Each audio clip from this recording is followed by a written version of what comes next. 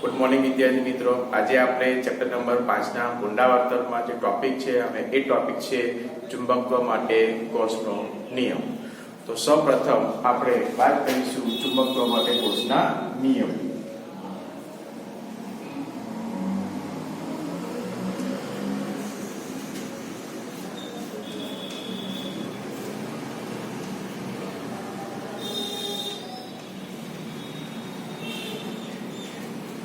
આ ટોપિક ની અંદર આપણે વિદ્યાર્થી મિત્રો જે ગૌસનો નિયમ છે એનું મેથેમેટિકલ જે ઇક્વેશન છે એને આપણે સાબિત કરવાના નથી, પરંતુ એ જે ઇક્વેશન છે એ ઇક્વેશન ની આપણે શું કરવાના છે, ખાસ ચર્ચા કરવાના છે. તો જે મેથેમેટિકલ ઇક્વેશન છે એ મેથેમેટિકલ ઇક્વેશન શું છે આપણી પાસે, તો કે બંધ ગાળાનું સંકલન ક્લોઝ ઇન્ટિગ્રેશન સદિશ b ડોટ સદિશ ds ઇઝ ઇક્વલ ટુ 0. આપણું શું છે તો કે ગૌસનું મેથેમેટિકલ ઇક્વેશન છે કોના માટે, ચુંબકત્વ માટે, અને E ઇઝ ઇક્વલ ટુ શું થાય છે, 0 થાય છે. પરંતુ આની ચર્ચા કરવા માટે આને સમજતા પહેલા આપણે જે ચેપ્ટર નંબર 1 ની અંદર શીખી ગયા છે વિદ્યુત માટે ગૌસનો નિયમ, એ વિદ્યુત માટે જે ગૌસનો નિયમ છે એ ગૌસનો નિયમની પહેલા ચર્ચા કરીશું, કારણ કે એ તમારો જો કોન્સેપ્ટ ક્લિયર હશે, એને તમે કમ્પ્લીટ સમજેલા હશો તો જ તમે આને સરળતાથી સમજી શકશો. તો એના માટે આપણી પાસે જે વિદ્યુત છે એ વિદ્યુત માટે વિદ્યુત માટે કોનો છે, ગૌસનો નિયમ. શું એનું ઇક્વેશન છે આપણી પાસે, તો લખીશું વિદ્યુત માટે ગૌસનો નિયમ. પહેલા આને આપણે કમ્પ્લીટ સમજી લઈએ અને ત્યાર પછી આપણે ચુંબકત્વ માટે ગૌસનો નિયમ સમજીશું. કારણ કે ગૌસે છે એ વિદ્યુત માટે અને ચુંબકત્વ બંને માટે શું આપ્યા છે, તો કે નિયમો આપ્યા છે. તો તમે જો આ નિયમ ઓલરેડી પહેલા ચેપ્ટરમાં શીખી ગયા છો તો આ તમારો ક્લિયર હશે તો તમને આ સમજવામાં એકદમ શું રહેશે, સરળતા રહેશે. તો સૌપ્રથમ આપણે એનું શું લખી દઈએ છીએ, મેથેમેટિકલ ઇક્વેશન. શું એનું મેથેમેટિકલ ઇક્વેશન છે, તો કે એને પણ આપણે લઈ શકીએ છીએ ક્લોઝ ઇન્ટિગ્રેશન સદિશ E ડોટ સદિશ ds is equal to q upon epsilon 0. તો એ જે વિદ્યુત માટે ગૌસનો નિયમ છે એ કુલ વિદ્યુત ભાર અને જે એપ્સિલોન 0 છે એના ગુણોત્તર ઉપર છે. એટલે કે વિદ્યુત માટે જે ગૌસનો નિયમ છે એ કોની ઉપર આધારિત છે, તો કે એમાં જે વિદ્યુત ભાર છે તેની પર આધારિત છે, વિદ્યુત ભારની વર્તણૂક ઉપર આધાર છે. તો આપણે સૌપ્રથમ એ મુદ્દાને ખાસ કરીશું, સમજીશું. તો સૌપ્રથમ ધારો કે આપણી પાસે એક શું છે, ગોળો છે. ઓકે, આની અંદર આપણે શું શીખવાના છે, તો કે આની અંદર ક્યારે જે ફ્લક્સ છે એ કેવું હોય, ધન હોય, ક્યારે ઋણ હોય અને ક્યારે શૂન્ય હોય. આ જે ત્રણ મુદ્દાઓ છે એ ત્રણ મુદ્દાઓની પહેલા સૌપ્રથમ આપણે ચર્ચા કરીશું. તો એના માટે થઈને સૌપ્રથમ આપણે શું લઈએ છીએ, ગોળ લઈએ છીએ. ધારો કે આપણી પાસે આ એક શું છે, ગોળો છે. ગોળો એટલા માટે લઈએ છીએ કારણ કે આપણે બધી સપાટી લેવાની છે.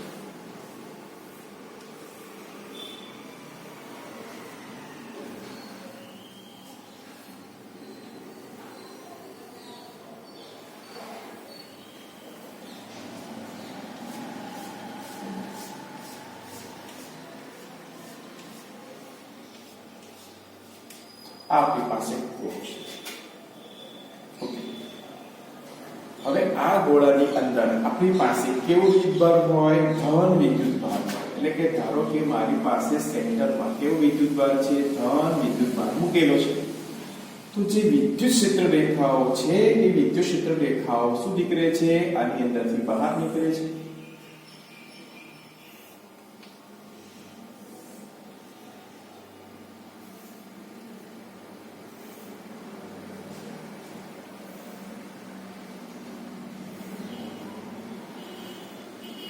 આ વિદ્યુત ક્ષેત્ર રેખાઓ બહાર નીકળે છે એટલે આપણે કહી શકીએ છીએ કે આની સાથે સંકળાયેલો જે ફ્લક્સ છે, આ જે ગોળો છે એની સાથે સંકળાયેલો જે ફ્લક્સ છે એ ફ્લક્સ આપણને કેવું મળશે, ધન મળશે. શું મળે છે, ધન. કારણ શું? કારણ કે જે વિદ્યુતભાર છે એ વિદ્યુતભાર આપણી પાસે કેવો છે તો કે પોઝિટિવ છે. એટલે જો ધન વિદ્યુતભાર હોય તો એની સાથે સંકળાયેલું જે વિદ્યુત ફ્લક્સ છે એ આપણને કેવું મળે છે? પોઝિટિવ મળે. ધારો કે હવે મારી પાસે આ જે ગોળો છે, ફરીથી આપણે ગોળો લઈશું.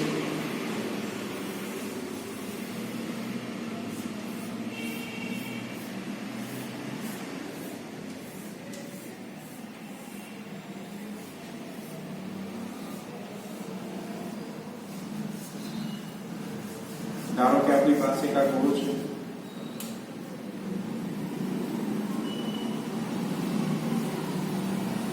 અને જે આ ગોળો છે એ ગોળાની અંદર એના કેન્દ્ર ઉપર ધારો કે આપણી પાસે કેવું વિદ્યુતભાર છે? ઋણ વિદ્યુતભાર છે. તો આની અંદર જે ક્ષેત્ર રેખાઓ છે એ ક્ષેત્ર રેખાઓ શું થતી હશે? દાખલ થતી હશે.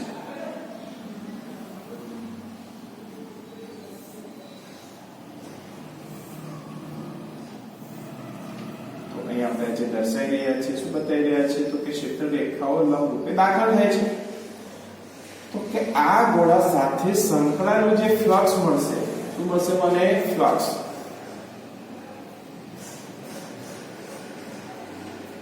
અને એ ફ્લક્સ કેવું મળશે મને? ઋણ મળશે. કેમ? કારણ કે આ જે વિદ્યુતભાર છે એ વિદ્યુતભાર કેવો છે મારી પાસે? ઋણ છે. ઋણ વિદ્યુતભાર હોય તો ફ્લક્સ મને કેવું મળે છે? ઋણ મળે છે. ધન વિદ્યુતભાર હોય તો મને ફ્લક્સ કેવું મળે છે? ધન મળે છે. આ મુદ્દાની ચર્ચા કર્યા પછી હવે ક્યારે ફ્લક્સ શૂન્ય થાય એની પણ આપણે સાથે સાથે ચર્ચા કરી છે.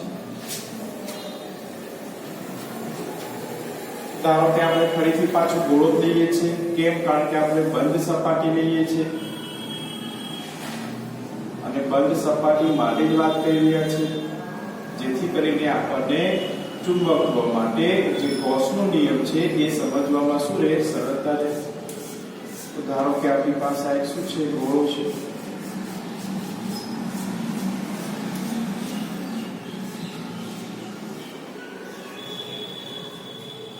આ શું છે? ગોળો છે. ધારો કે ગોળાની અહીં બહારના ભાગમાં એક ધન વિદ્યુતભાર છે અને બીજો ધન વિદ્યુતભારની જગ્યા પર સામેના ભાગમાં ધારો કે ઋણ વિદ્યુતભાર છે. તો અહીં જે વિદ્યુતભારો છે એ ગોળાની બહારના ભાગમાં લીધા છે. તો આપણે બધા જ જાણીએ છીએ વિદ્યુત ક્ષેત્ર રેખાઓની લાક્ષણિકતા કે ધન વિદ્યુતભાર હોય તો એમાંથી ક્ષેત્ર રેખા શું નીકળે છે? બહાર નીકળે છે અને ઋણ વિદ્યુતભારમાં દાખલ થાય છે. એ જ મુજબ બીજી પણ આરતી આપણે ક્ષેત્ર રેખા દોરી શકીએ છીએ કે ધનમાંથી બહાર નીકળે છે અને ઋણમાં શું થાય છે? દાખલ થાય છે.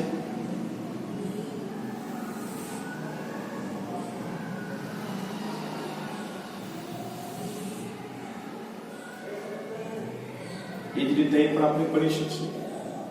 અમુક ક્ષેત્ર રેખાઓ એવી હશે કે જે આ ગોળાની અંદર દાખલ થશે અને એ ક્ષેત્ર રેખાઓ ઋણ વિદ્યુતભારમાં દાખલ થવા માટે બહાર નીકળશે.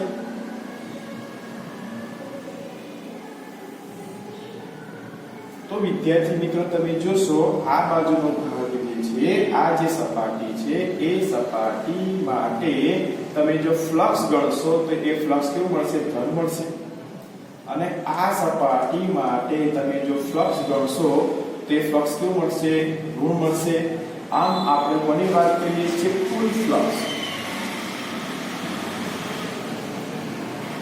તો જે કુલ ફ્લક્સ છે એ કુલ ફ્લક્સ કેટલું થશે? તો કે આ પ્લસ છે અને આ માઈનસ છે, માટે પરિણામી જે ફ્લક્સ છે એ કેવું થશે? શૂન્ય થશે. તો અહીં વિદ્યાર્થી મિત્રો આપણે આ વિદ્યુત માટે જે ગૌસનો નિયમ છે એની મદદથી ફ્લક્સ ક્યારે ધન થાય, ફ્લક્સ ક્યારે ઋણ થાય અને ફ્લક્સ ક્યારે શૂન્ય થાય એની આપણે ચર્ચા કરી. અને જો તમારો આ મુદ્દો અને કોન્સેપ્ટ ક્લિયર હોય તો તમને આ ચુંબકત્વ માટે જે ગૌસનો નિયમ છે એને સમજવામાં મુશ્કેલી નહીં પડે. તો અહીં આપણે જે આ વિદ્યુત ક્ષેત્ર રેખાઓની ચર્ચા કરી છે, હવે તેના જ આધારે આપણે ચર્ચા કરીશું કોના માટે? ચુંબકત્વ માટે. તો ચુંબકત્વ જે છે એ ચુંબકત્વ માટે થઈને આપણે જો વાત કરવી હોય ચુંબકીય ક્ષેત્ર રેખાઓની, તો એ લાક્ષણિકતાઓ તમે ઓલરેડી શીખી ગયા છો. ફરીથી આપણે અહીં જોઈ લઈએ છીએ કે ધારો કે મારી પાસે આ એક શું છે તો કે ગજ્ય ચુંબક છે. આ ગજ્ય ચુંબકનો ધારો કે મારી પાસે ઉત્તર ધ્રુવ છે અને આ ગજ્ય ચુંબકનો ધારો કે શું છે દક્ષિણ ધ્રુવ છે. તો જે ચુંબકીય ક્ષેત્ર રેખાઓની લાક્ષણિકતા છે એ લાક્ષણિકતા મુજબ જે ઉત્તર ધ્રુવ છે એમાંથી ચુંબકીય ક્ષેત્ર રેખા બહાર નીકળે છે અને એક ક્ષેત્ર રેખા દક્ષિણ ધ્રુવ છે એમાં દાખલ થાય છે. પરંતુ એ દક્ષિણ ધ્રુવમાં દાખલ થયા પછી આ જે વાત હતી એ ચુંબકની બહારના ભાગની વાત હતી, પણ ચુંબકની અંદરના ભાગમાં શું થાય છે તો કે ચુંબકની અંદરના ભાગમાં એ જ ક્ષેત્ર રેખા છે એ દક્ષિણ ધ્રુવથી ફરીથી કઈ પહોંચે છે ઉત્તર ધ્રુવ પાસે પહોંચે છે. એટલે કહેવાનો અર્થ એવો છે કે ચુંબકીય ક્ષેત્ર રેખા જે બિંદુએથી શરૂ થાય છે તે ગોળ ભ્રમણ થઈને ફરી પછી એની એ જગ્યા પર જ આવે છે અને સર્કલ શું કરે છે એનું પૂરું કરે છે.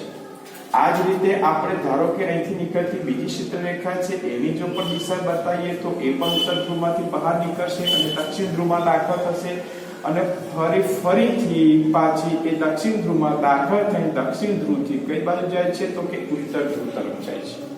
એટલે આ શું બનાવે છે બંધ ગાળો બનાવે છે, જ્યારે વિદ્યુત ક્ષેત્ર રેખાઓ હતી એ બંધ ગાળો દર્શાવતી ન હતી. જ્યારે આ શું બનાવે છે બંધ ગાળો બનાવે છે. તો ફરીથી આપણે વાત કરીશું ફ્લક્સ માટે, કારણ કે જે ગૌસનો નિયમ છે એ વિદ્યુત માટે અને ચુંબકત્વ માટે ફ્લક્સની વાત કરે છે, પણ બંનેની અંદર થોડો કોન્સેપ્ટ જુદો છે. એકમાં શૂન્ય થાય છે ફ્લક્સ, જ્યારે બીજામાં શૂન્ય થતું નથી. તો એ જ મુદ્દાને હવે આપણે વધારે સરળતાથી સમજીએ.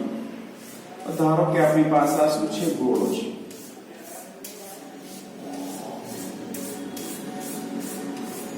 આ ગોળો છે. હવે આ ગોળાના ધારો કે આ બિંદુએથી શું થાય છે તો કે ચુંબકીય ક્ષેત્ર રેખાની શરૂઆત થાય છે. તો એ ભ્રમણ કરશે અને ગોળ ફરીને ફરીથી એ ચુંબકીય ક્ષેત્ર રેખા અહીંથી શું થશે, ધારો કે અંદરથી બહાર નીકળતી હોય તો અહીંથી અંદર શું થશે દાખલ થશે અને ફરીથી એ શું બનાવે છે તો ફરી તેના મૂળ સ્થાને પાસે પહોંચે છે અને શું બનાવે છે બંધ ગાળો બનાવે છે. એટલે કે જેટલી ક્ષેત્ર રેખા અહીંથી બહાર નીકળે છે એટલી જ ક્ષેત્ર રેખા ત્યાં દાખલ થાય છે. બીજો એક બંધ ગાળો લઈએ, પરંતુ એ ખરેખર અંદરના ભાગમાં જ રહે છે, આ બહારના ભાગમાં નીકળતી જ નથી. તો આપણી પાસે ફ્લક્સમાં એવું છે કે વિદ્યુત ક્ષેત્ર રેખા ચુંબકીય ક્ષેત્ર રેખા હોય એ સપાટી સાથે કેટલી સંકળાય છે એને જ આપણે ફ્લક્સ કહીએ છીએ. તો અહીં તો બહાર નીકળતી જ નથી, એનું મીનિંગ કે આના માટે ફ્લક્સ છે એ ફ્લક્સ થશે શૂન્ય થશે, આની સાથે ફ્લક્સ સંકળાતું જ નથી. પરંતુ જો આ મુદ્દાની ચર્ચા કરીશું તો અહીં આપણે જોઈ શકીએ છીએ કે અહીં ક્ષેત્ર રેખા બહાર નીકળે છે ફરી પાછી એ જગ્યા પર જ આવે છે. એટલે બહાર નીકળતી જેટલી સંખ્યા મળે છે એટલી જ દાખલ થતી સંખ્યા મળે છે. બીજા શબ્દોની અંદર આપણે એવું કહી શકીએ કે એક બાજુ આપણી પાસે ઉત્તર ધ્રુવ હોય અને બીજી બાજુ દક્ષિણ ધ્રુવ લઈએ તો જેટલી ક્ષેત્ર રેખાઓ બહાર નીકળે છે એટલી ક્ષેત્ર રેખાઓ ત્યાં શું થાય છે દાખલ થાય છે.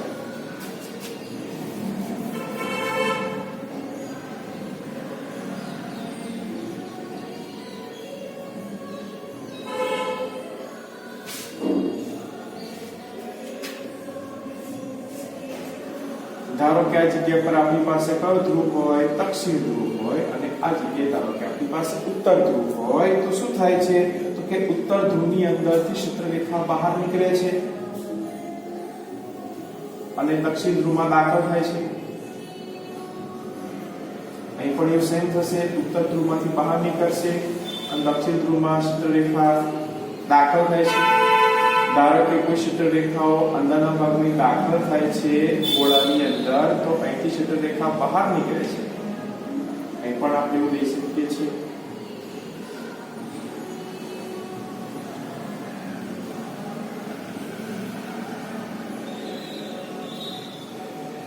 તો આ બાજુનું જે ફ્લક્સ છે એ ફ્લક્સને આપણે કેવું ગણીએ ધન ગણીએ અને આ બાજુના ફ્લક્સને આપણે શું ગણીશું ઋણ ગણીશું. બહાર નીકળે છે એટલે ધન દાખલ થાય છે એટલે ઋણ. તો આપણે જોઈ શકીએ છીએ જો કોની વાત કરીએ કુલ ફ્લક્સ ની વાત કરીએ તો જે કુલ ફ્લક્સ છે એની અંદર આપણને આ ધન મળે છે અને આ જે ફ્લક્સ છે એ આપણને કેવું મળે છે ઋણ મળે છે. અને જો બંનેનો આપણે શું કરીશું સરવાળો કરીશું તો પરિણામી જવાબ છે કેવું મળે છે શૂન્ય મળે છે. અને આ જ કારણોસર ચુંબકત્વ માટે જે ગૌસનો નિયમ છે એવું દર્શાવે છે કે બંધ ગાળો હોય તો બંધ ગાળા સાથે સંકળાયેલું જે ચુંબકીય ફ્લક્સ છે એ હંમેશા કેવું થાય છે શૂન્ય થાય છે. પણ ધારો કે મારી પાસે આવી બંધ સપાટી ન હોય અને તે સપાટી હોય ખુલ્લી સપાટી તો શું થાય? હવે એના માટે આપણે એક સપાટી દોરીએ છીએ.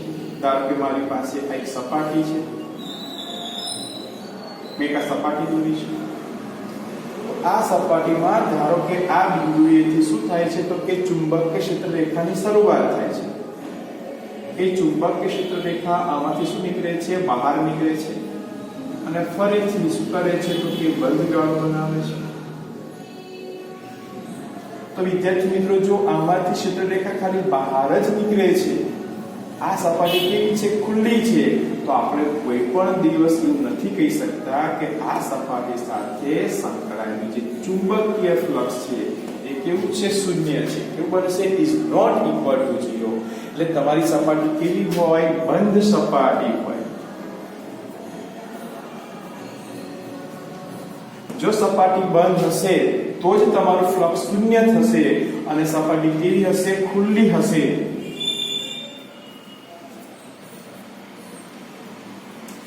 તો ખુલ્લી સપાટી માટે ફ્લક્સ છે ચુંબકીય ફ્લક્સ છે ઇઝ નોટ ઇક્વલ ટુ 0.